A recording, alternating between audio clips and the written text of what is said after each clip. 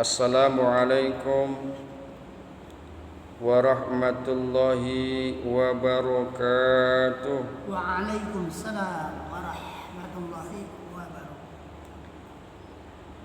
Bismillahirrahmanirrahim. Faslun. Wa idza faraqar rajulu zaujatahu wa lahu minha waladun. Apabila seorang laki-laki menceraikan istrinya sedang ia mempunyai anak dari istri itu, fahiya ahaqqu bihadonatihi ila sab'i sinina, maka istrinya lebih berhak memeliharanya sampai berusia 7 tahun.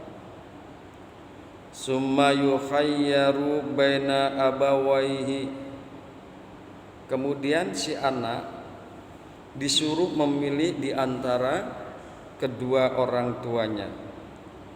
Fa ayyuhuma ikhtara sulima ilaihi, maka siapapun yang ia pilih maka ia diserahkan kepadanya.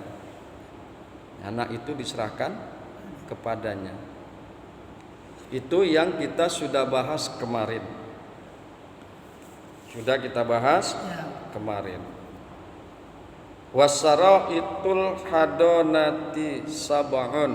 Nah, ini yang baru akan kita bahas pada hari ini. Mudah-mudahan pembahasannya selesai. Masalah hadonah, yaitu pengasuhan anak.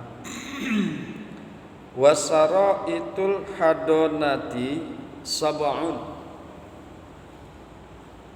dan syarat-syarat memelihara ada 7. Al-aqlu wal hurriyatu, berakal sehat, merdeka, wad-dinu, beragama, wal ifatu, dan dapat menjaga kehormatan dirinya, wal amanatu, dapat dipercaya, wal iqamatu, mukim, bertempat tinggal, wal khullu min zaujin, dan kosong dari suami, maksudnya belum bersuami.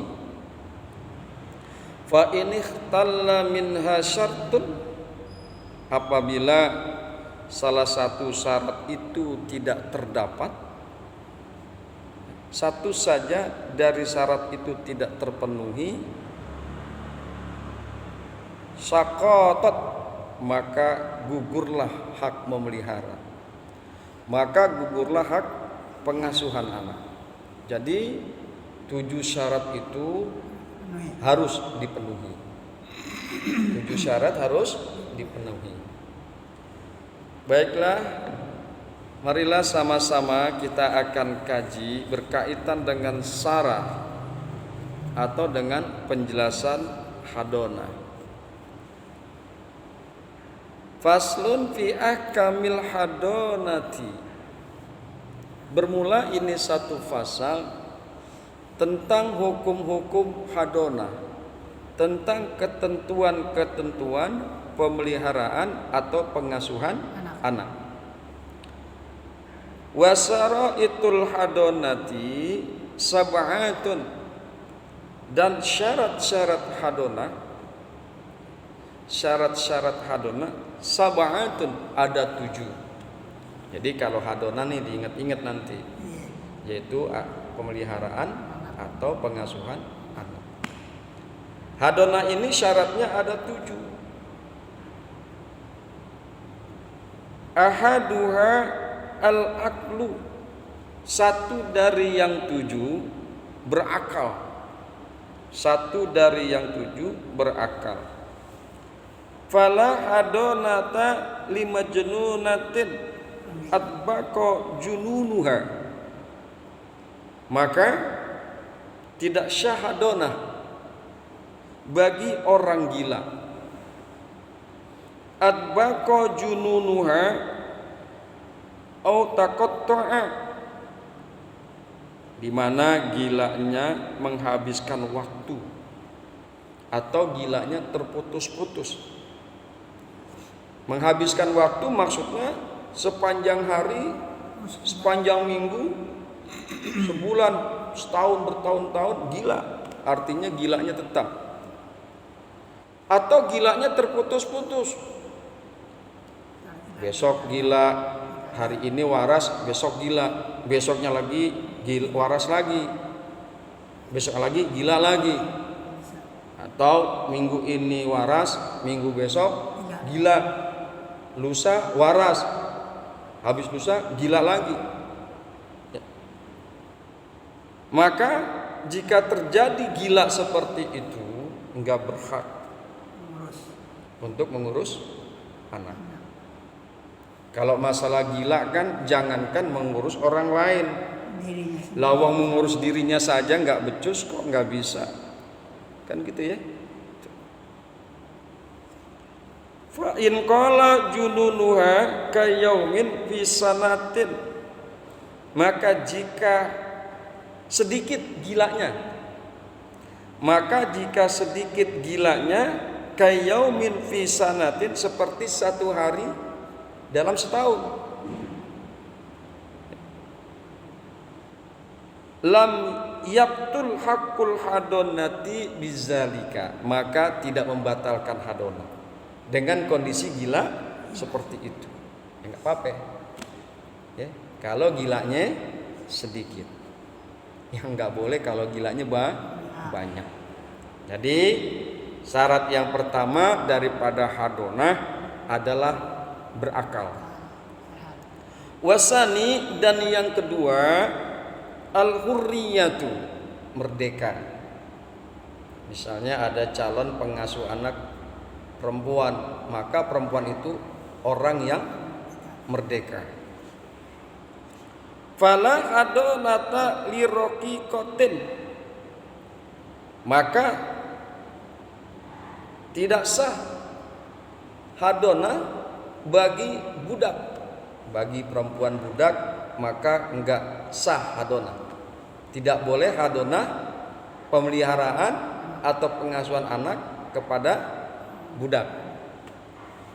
Wa in azina laha sayyiduha fil hadonati, meskipun tuannya tuh budak mengizinkan budak perempuannya ya di dalam hadonah, meskipun tuannya memberikan izin, tetap yang namanya hadonah itu tidak sah bagi seorang budak. Yang kedua, sekali lagi syarat hadonah orang yang merdeka. Nah, kita ini orang yang merdeka. Perbudakan alhamdulillah sudah tidak ada. Jadi kita ini boleh mengasuh atau memelihara anak. Wasalisu, dan yang ketiga ad-din, agama. Fala hadonata likafiratin ala muslimin, maka tidak sah atau tidak boleh hadonah bagi orang kafir terhadap orang muslim. Hadirin yang berbahagia, hamba-hamba Allah yang mudah-mudahan selalu dirahmati oleh Allah Subhanahu wa taala. Ad-din ini menjadi syarat hadonah. Jadi kalau ada seorang perempuan kafir ya, dia ingin memelihara atau mengasuh anak muslim, enggak boleh.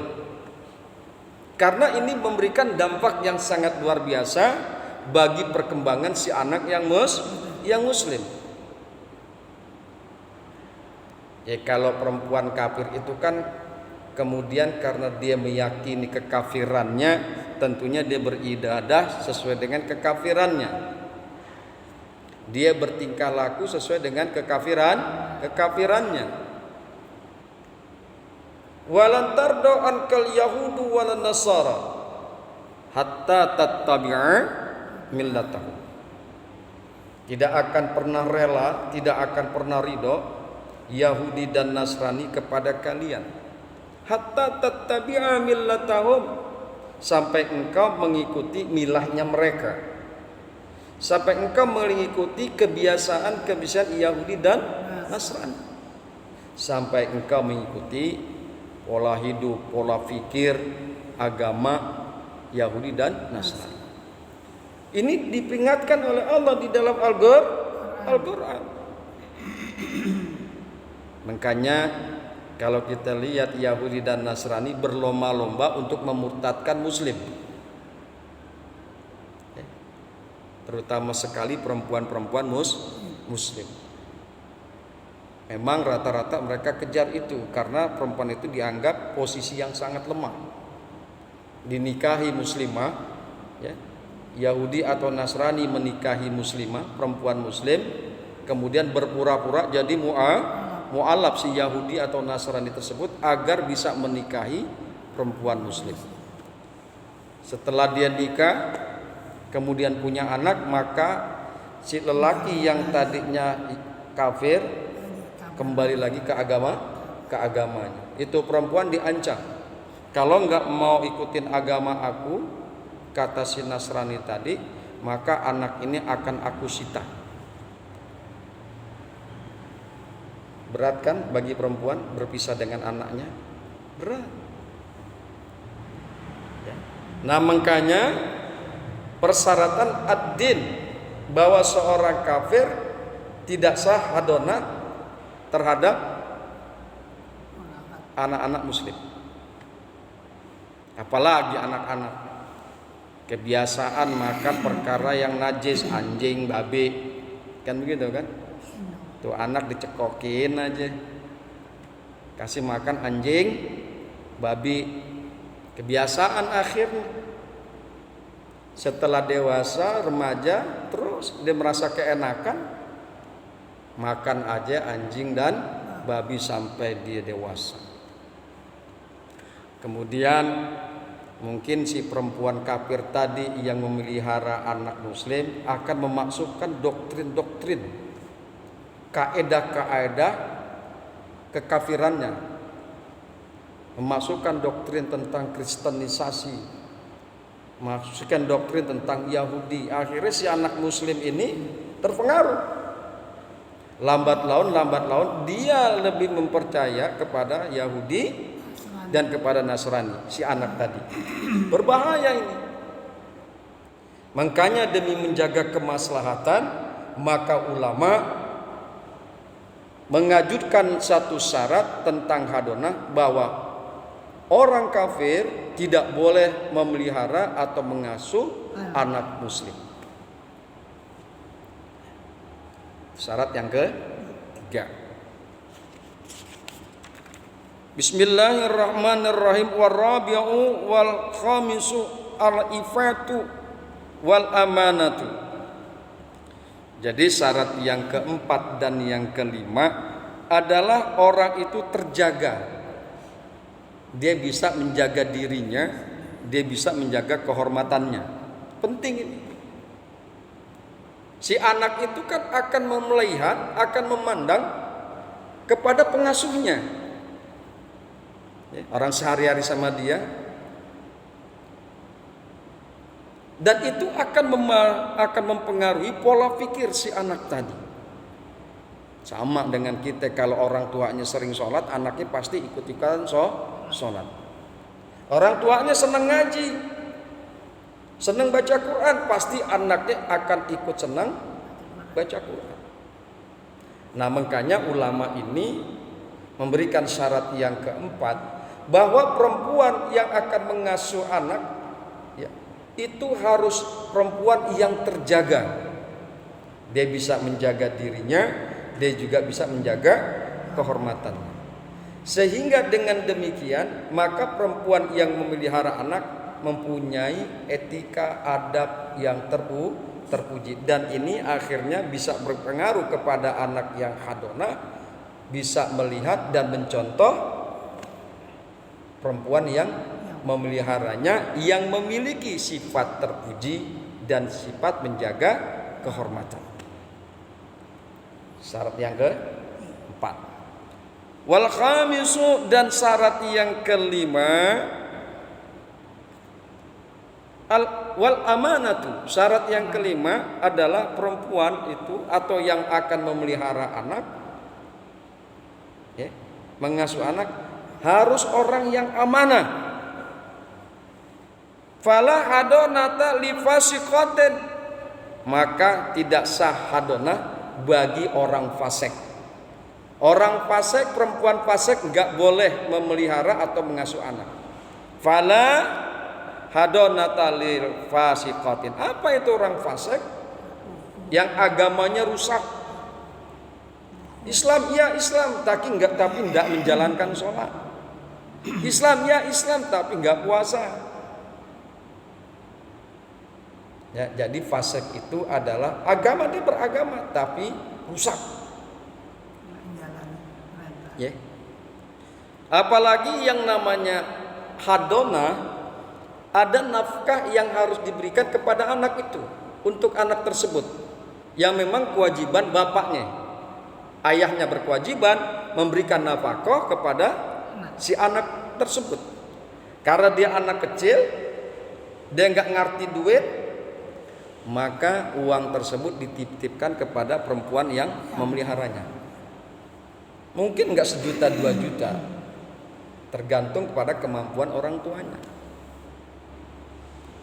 Dititipkan kepada perempuan yang memelihara atau mengasuh anaknya. Nah, perempuan ini tidak amanah. Akhirnya uang tersebut diselingkuhi, artinya dia tidak amanah. Uang tersebut digunakan untuk kebutuhan pribadinya. Yang akhirnya mestinya anak itu bergizi baik, misal mendapatkan nafkah yang baik, tapi karena pengasuhnya ini tidak amanah, bisa jadi anak tersebut mendapatkan gizi yang kurang baik dan pemeliharaan yang kurang baik. Sekali lagi bahwa syarat kelima itu adalah amanah. Wala yustaratu fil hadonati yahakukul ada latil batinati. Maka dan tidak disyaratkan di dalam hadonah terbukti keadilan batin. Bal takfi al adilatu zahiratu, akan tetapi cukup dengan keadilan yang zahir. Zahir tampak dan kelihatan keadilannya. Zahir tampak dan kelihatan amanahnya. Kan begitu. Kalau yang zahir itu kan tampak dan kelihatan. Yang batin ternyata enggak adil, itu tidak menjadi syarat hadonah. Jadi perkara batin tidak menjadi persyaratan hadonah. Yang jadi persyaratan adalah keadilan zahir. Wasadisu, dan yang keenam, al-iqamatu, yaitu mukim. Al-iqamatu fi baladil mumayyiz bi ayyakuna abawahu mukimain fi baladin wahidin. Jadi yang namanya hadonah itu bisa dipelihara oleh bapaknya, bisa dipelihara oleh ibunya si anak, atau bisa juga terhadap orang lain yang dikhususkan ada mahram bagi si anak, semisal bibinya, ya, semisal saudaranya dan lain sebagainya, semisal kakek neneknya.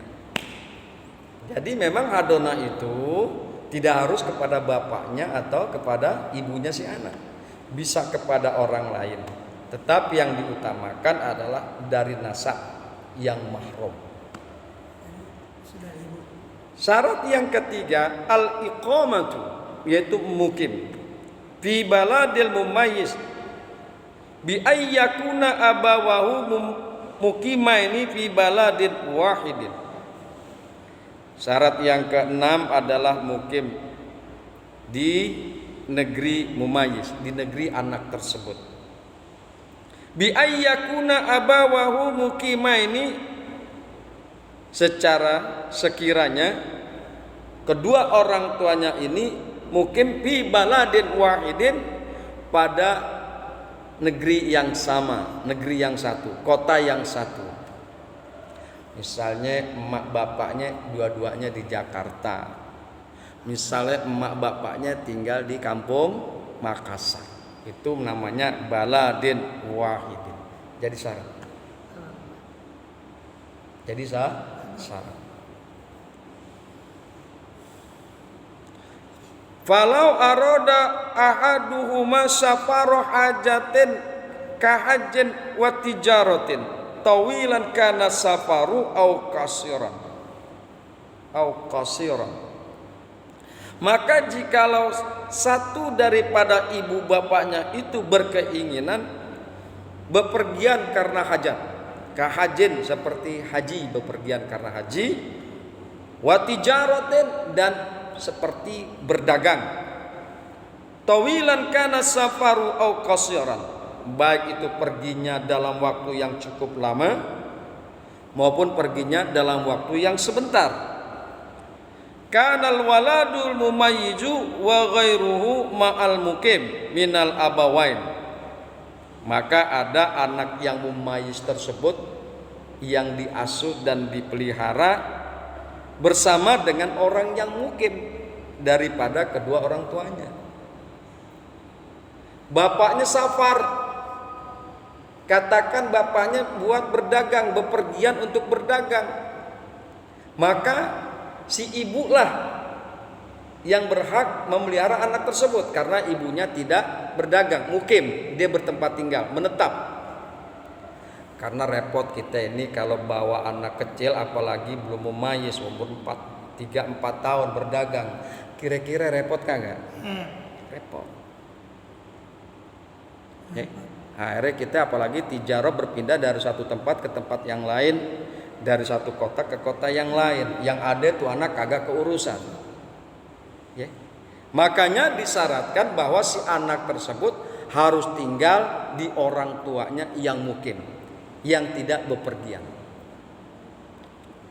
ya, yang bertempat tinggal. Hatta ya'udal musafiru minhuma, sampai kembali pulang orang yang berpergian tersebut, sampai salah satu di antara kedua orang tuanya pulang kembali. Yang tadinya bapaknya pergi sampai bapaknya pulang. Kalau udah pulang, nah bisa diserahkan kembali kepada bapaknya. Walau aroda ahadul abawaini safaron nakilatan,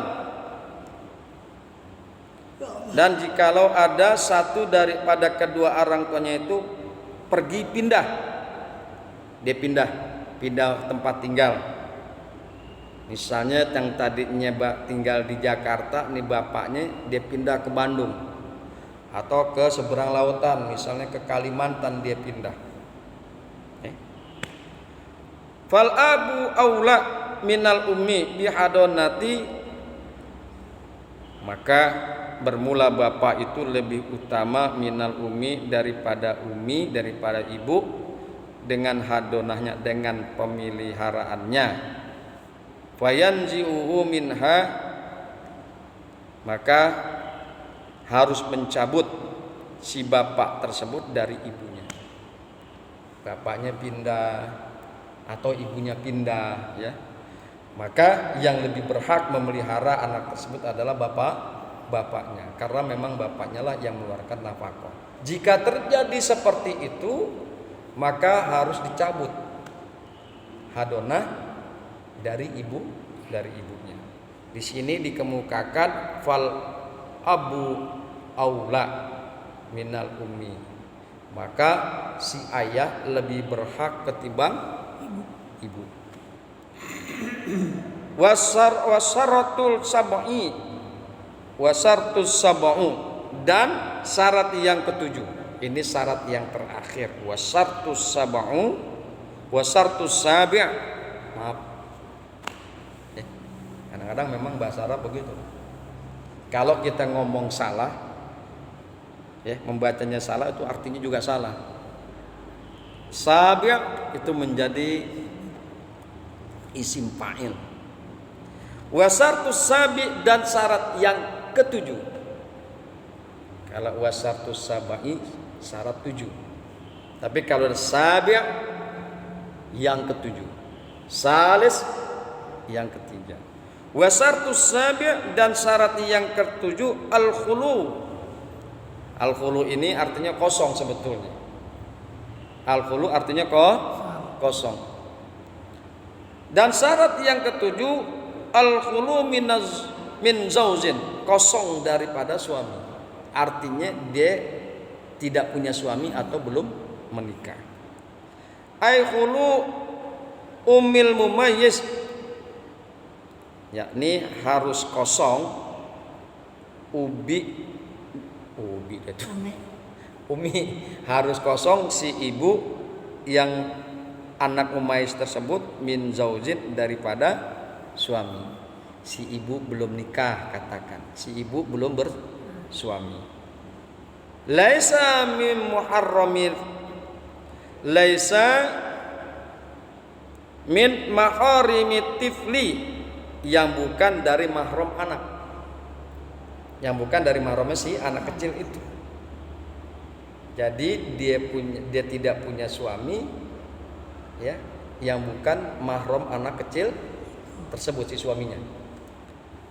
Fa in nakahat syakhsan min maharimihi ka'amin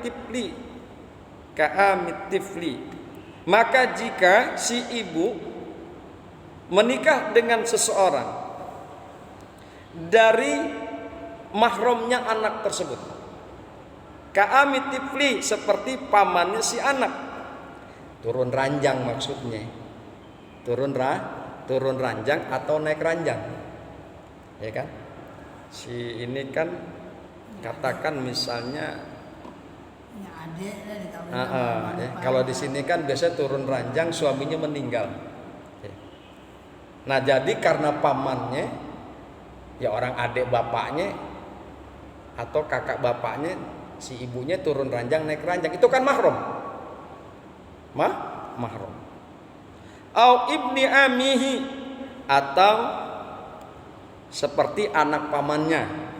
Au ibni akhihi, atau seperti anak saudaranya.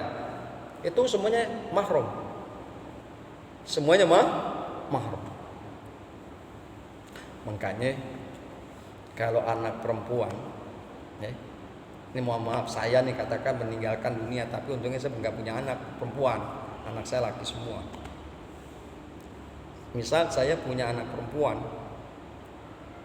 itu kan si Ogut Arif Lipai itu Pak RW, itu kan adik saya, paman berarti, dan dia boleh menjadi wali, berarti mahram.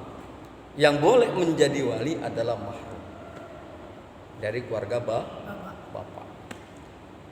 Seandainya terjadi seperti itu, si ibu menikah dengan seseorang dari mahramnya si anak kecil tadi, wa radiya kullu minhum, dan ridho tiap-tiap daripada mereka, ridho bil mumayyiz, dalam rangka memelihara atau mengasuh anak tersebut, semuanya ridho tuh mahram. Fala taskutu hadonatuha, maka tidaklah gugur hadonah ibu dengan yang demikian itu. Jadi kalau si ibu ini menikah lagi dengan yang mahramnya si anak kecil tadi, maka silakan si ibu ini memelihara. Tapi kalau si ibu menikah lagi dengan seseorang yang bukan mahram daripada anak tersebut, ibu nggak boleh. Paham ya? Ibu tidak boleh. Ya, itulah syarat yang ketujuh. Fa in ikhtalla minha syartun, maka jika kosong daripadanya syarat, ai syartus sab'ati fil ummi. Nah, kita bicara Jika seandainya ibu itu kosong daripada syarat yang 7, enggak terpenuhi satu saja dari 7 syarat tadi, si ibu tadi ya kosong, sakatat, maka gugur si ibu, enggak boleh memelihara. Satu aja tuh pok, satu aja tuh udah gugur, apalagi 2, apalagi 3, maka si ibu gugur. Maka sakatat hadonatuha, maka gugurlah hadonanya si ibu, kama taqaddama syarhuhu mufassilan, sebagaimana yang lalu telah terdahulu penjelasannya secara rinci. Alhamdulillah ya, kita hadonah udah selesai.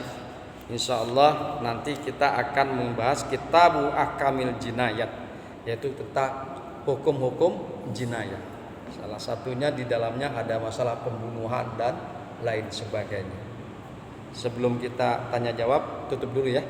Subhanakallahumma wa bihamdika asyhadu an la ilaha illa anta astaghfiruka wa atubu ilaik.